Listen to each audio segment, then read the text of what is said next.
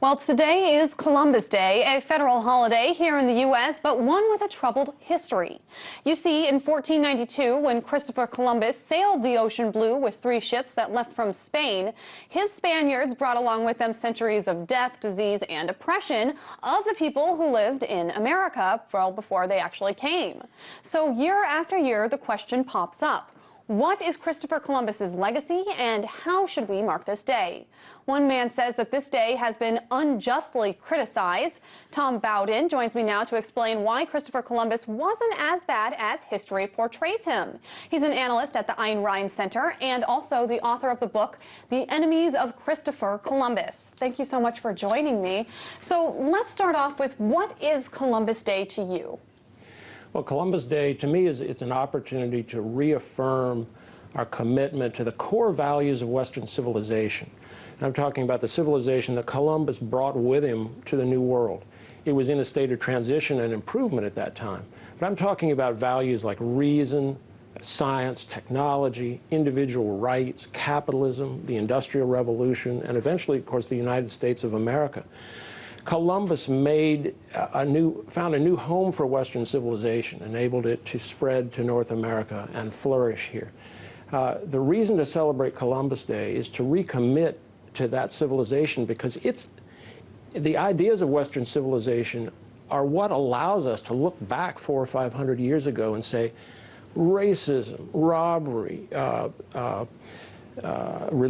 forced religious conversion, slavery, all these things are evil. These things were taken for granted in human history, but Western civilization has developed to the point, even though we still have flaws, it's only those ideas that allow us to look back and say those are evils, and we have a better way. We can live together as brothers with individual rights. We can create wealth rather than robbing and taking it from other people. So we need to cherish Western civilization and celebrate it without whitewashing or evading what Columbus did and the conquistadors and so forth, the bad things that they did. At the same time, Tom, it sounds like you're describing Independence Day when you say that we need to come together and celebrate our values. Isn't that the point of the 4th of July? Columbus Day used to be a patriotic holiday. The Pledge of Allegiance was written for the 400th anniversary, 1892. It used to be a patriotic holiday because Christopher Columbus discovered America, and he really did. He discovered it for Europe. He was a great mariner and explorer who was able to figure out with great courage how to sail to the Western Hemisphere and how to get back. He went back to Europe and told everybody how to do that and unleashed this settlement wave that led, without which the United States of America couldn't exist, greatest country in the history of the world. So that's why it should be a patriotic holiday. But you're right, Independence Day is more specifically for the values of America. Well, and the other point to bring up when we're saying it is a patriotic holiday is that the U.S. is not the only one to celebrate Columbus Day. It's actually celebrated all around the world. So when you say it's a patriotic holiday, do you mean patriotic for the U.S., especially considering the fact that he didn't actually step foot in North America? Absolutely. Or a patriotic holiday for all? It should be a holiday for everybody, because the values of Western civilization have been improperly tied up with race and ethnicity. They're not white values. They're objectively good values for everybody on Earth. It's better to be rich and safe and healthy than it is to be poor, sick, and afraid. It's better to be in a modern civilization than in a primitive civilization.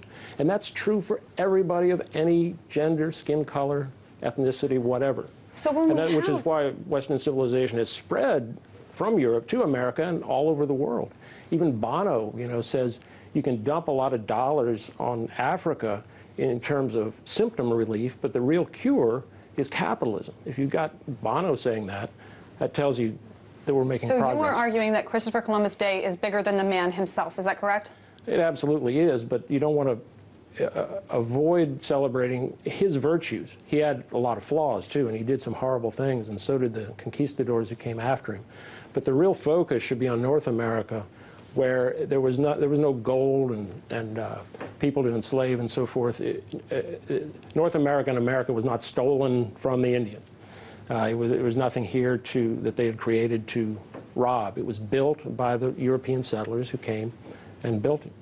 So what about the idea of a Leif Erikson Day? Is it unfair to hold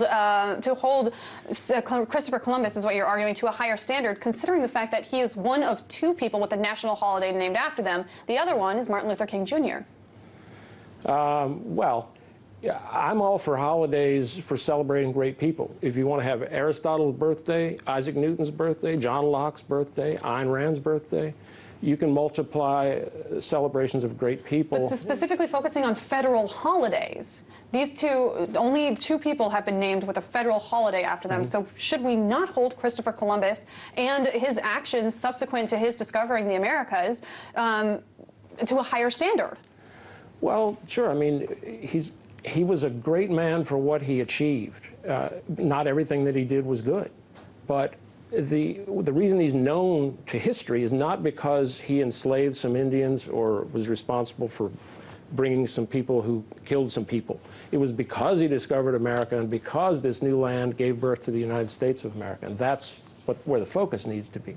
Thank you so much for coming in and sharing this different light on Christopher Columbus Day. Tom Bowden, author of The Enemies of Christopher Columbus and analyst at the Ayn Rand Center. Thank you so much. Happy Columbus Day.